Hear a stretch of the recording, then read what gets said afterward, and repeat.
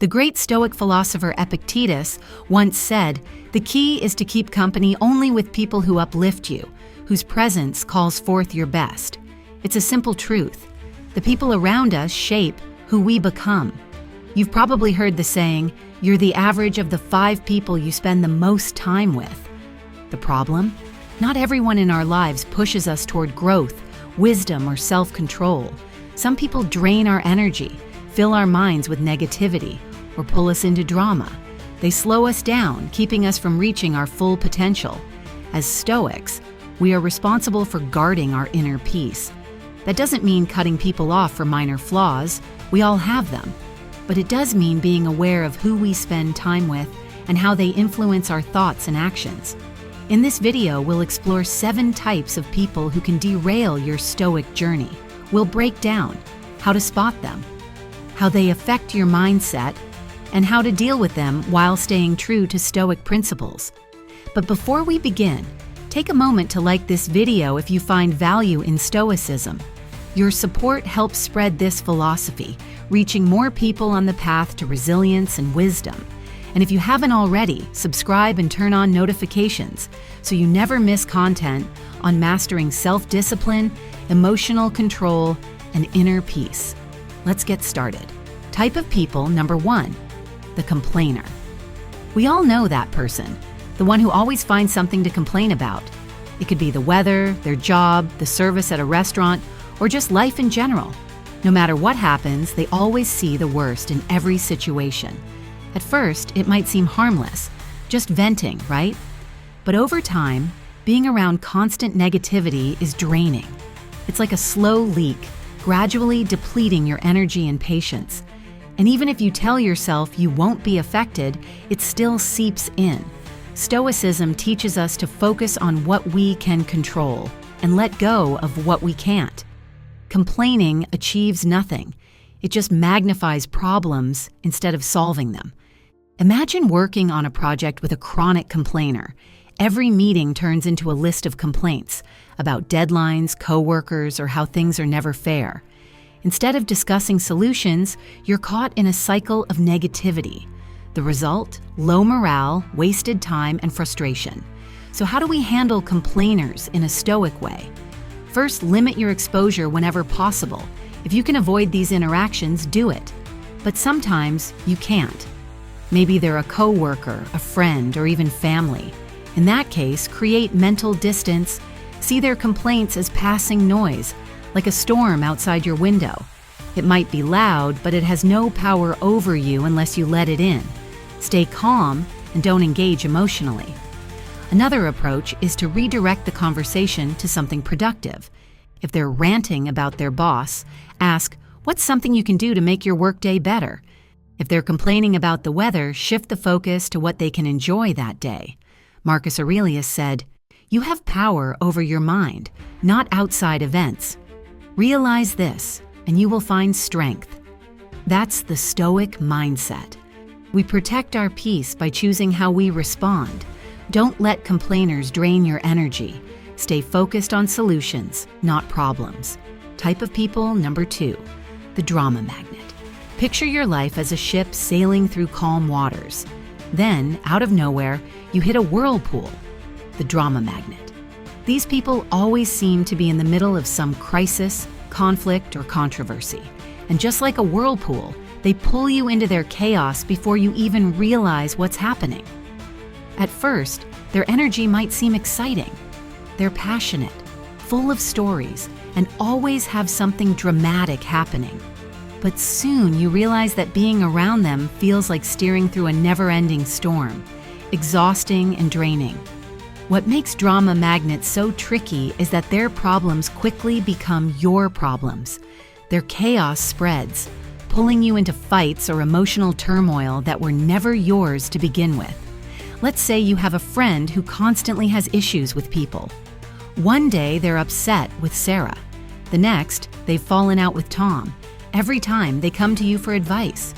But before long, you find yourself involved, maybe even taking sides in conflicts that were never yours. So how does Stoicism help us deal with drama magnets? One strategy is reflective listening. Instead of giving advice or getting caught up in the drama, just mirror their words back.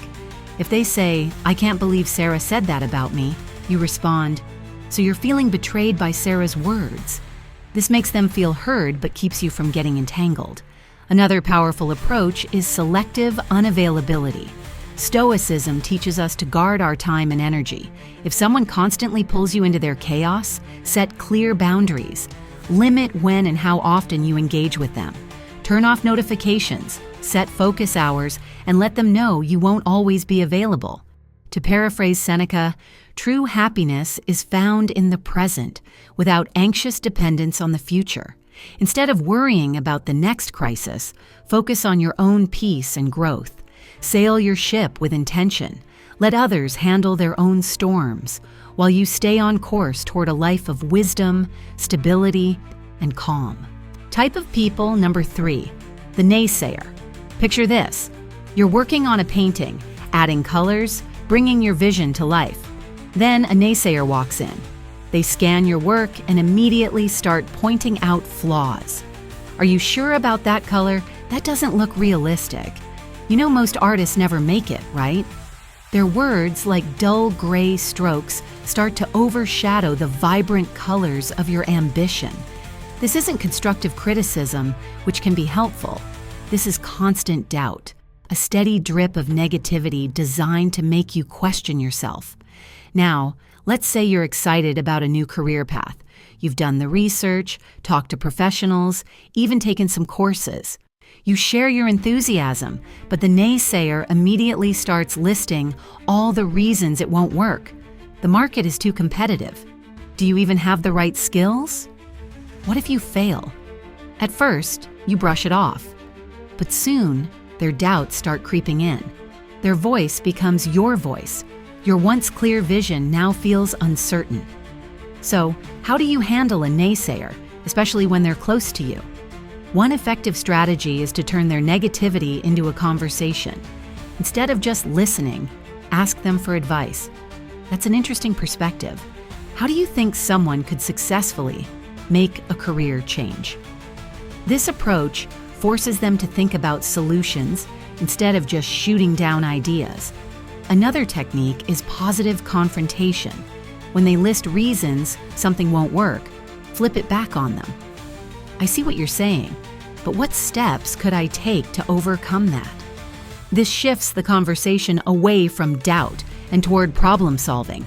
Stoicism teaches us that we can't control others, only how we respond. As Epictetus wisely said, we have 2 ears and 1 mouth, so that we can listen twice as much as we speak. But listening doesn't mean absorbing negativity. It means filtering out the noise. When a naysayer clouds your path with doubt, take a step back, stay focused, keep moving forward. Their words are just passing shadows, but your vision, that's yours to shape. Don't let anyone turn your masterpiece into a dull, colorless canvas. Keep painting your own story. Type of people number 4, the victim. Imagine life as a game of chess. Everyone has the same pieces, the same rules, and the same goal: to win by making smart moves. But the victim sees things differently. They don't strategize, take risks, or adapt. Instead, they blame the board, the pieces, or their opponent for every bad move they make. To them, life is unfair, and they are powerless. I can't get ahead because my boss has it out for me. I can't lose weight because I have bad genetics. Their story is always the same. Someone or something is holding them back. Now, let's be clear. Some people do face real challenges, and life isn't always fair. But the kind of victim we're talking about refuses to take any responsibility. Instead of trying to change their situation, they use it as an excuse to stay stuck. You might find yourself playing a supporting role in their endless drama, constantly offering advice, encouragement, or a shoulder to cry on. But no matter how much you help, nothing ever changes. If anything, their negativity can start rubbing off on you. So, what's the Stoic way to handle a victim? First, resist the urge to be their rescuer. It might feel good to help, but Stoicism teaches us to focus on what's within our control, our own mindset and actions, not fixing other people's lives. A helpful approach is compassionate detachment. Show empathy, but don't get caught in their web. Listen if you must, but avoid taking on their problems as your own. If they refuse to take responsibility for their life, that's their choice, not your burden. Marcus Aurelius put it best: the best revenge is to be unlike him who performed the injustice. If someone chooses to live as a victim, that doesn't mean you have to follow their lead. Instead, take charge of your own game. Make your own moves. Learn from setbacks, adjust your strategy, and keep growing. Life isn't about blaming the board, it's about mastering the game. So don't let someone else's victim mindset trap you in a losing position. Keep moving forward with purpose, wisdom, and strength. Type of people number 5, the toxic positivist. We all know someone like this, the one who's always full of sunshine, overflowing with optimism, and constantly telling you to just be happy. No matter what's going on, their advice is always the same. Look on the bright side. Everything happens for a reason. Keep smiling. At first, their attitude might seem uplifting, but when you're dealing with real struggles, it can feel dismissive. Instead of acknowledging your emotions, they brush them aside as if feeling sad or frustrated isn't allowed. Think of life as a garden. There are flowers, but there are also weeds. A toxic positivist only wants to see the roses. Ignore the weeds, they say. Just focus on the good. But ignoring the weeds doesn't make them go away. It lets them take over. Let's say you're going through a tough breakup. You feel lost and need time to process everything. The toxic positivist's advice? There are plenty of fish in the sea. Just smile and move on. But Stoicism teaches us to face reality, not to sugarcoat it. Growth comes from accepting and working through challenges, not pretending they don't exist. Ignoring pain doesn't make it disappear. It only buries it. So how do you handle a toxic positivist? One way is to shift the conversation. If they say, "At least you have your health," respond with, "That's true, but I also need to process what I'm feeling." This keeps the focus on reality, not blind optimism. Another approach is emotional clarity, naming what you feel instead of letting it be dismissed. If they push you to just be happy, try saying, "I'm feeling sad today and that's okay." Recognizing emotions without judgment is a powerful Stoic practice. Seneca once said, "True happiness is to understand our duties, to enjoy the present without anxious dependence on the future." That means accepting both the good and the difficult, not pretending everything is perfect. So next time someone tries to drown out your emotions with glitter and good vibes, step back. A strong, healthy mindset needs both sunshine and rain. Embrace life as it is, not as someone else tells you it should be. Type of people number 6, the manipulator. Some people in life don't just influence you, they rewrite your story without you realizing it. The manipulator is like a shadowy director, subtly adjusting the script to fit their own needs, until one day you look up and realize you're no longer in control of your own narrative. Manipulators are skilled in the art of emotional persuasion. They don't always demand things outright. Instead, they use flattery, guilt, or subtle pressure to steer you in the direction they want. Maybe you have a friend who always finds a way to get you to pay for dinner. They say things like, "I've been struggling lately and you're doing so well. It wouldn't mean much to you, but it would help me a lot." It's framed as a compliment, but in reality, it's a tactic to take advantage of your kindness. At first, it seems small, but over time, you notice a pattern.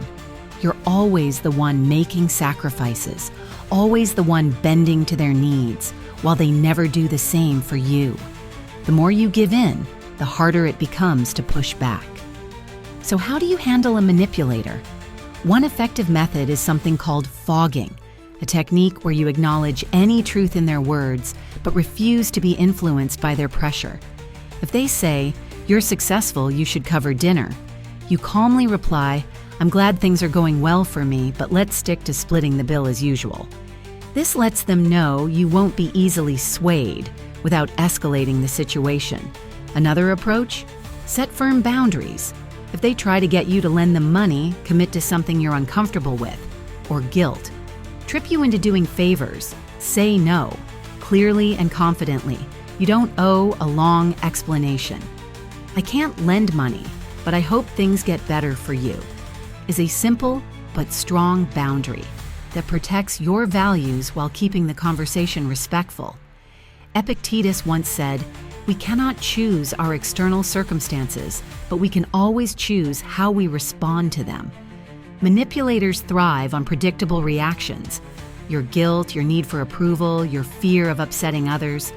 The moment you stop reacting the way they expect, you take back control. So if you have a manipulator in your life, remember, you hold the pen. Your story belongs to you.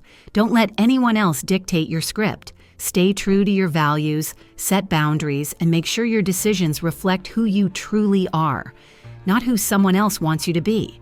Type of people number 7. The time vampire. Time is one of the most valuable things we have, yet some people seem to drain it without a second thought. These people, time vampires, don't necessarily mean harm, but before you know it, your day is slipping away, stolen in small, seemingly harmless interactions. Maybe it's a coworker who constantly interrupts you with minor questions that could have waited, or a friend who invites you to every little event, making you feel guilty for saying no.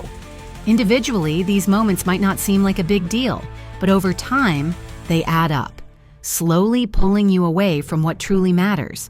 Stoicism teaches us that time is one of our most limited resources. Seneca put it best, "Life, if well lived, is long enough." The problem isn't that we don't have enough time, it's that we allow it to be wasted. So how do you protect yourself from time vampires without damaging relationships? One strategy is structured focus. The Pomodoro technique is a simple but effective way to set clear boundaries. It involves working in focused blocks of time, usually 25-minute sessions, followed by short breaks. During these sessions, let those around you know you're unavailable. Over time, people will learn that your time is something to be respected. Another approach? Get comfortable with saying no.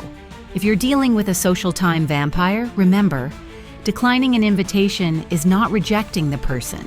It's prioritizing yourself. You don't need an elaborate excuse. A simple, "Thanks for the invite, but I can't make it," is enough. If someone truly respects you, they'll understand. Think of your life as a symphony, where each task, each moment is an instrument in perfect balance.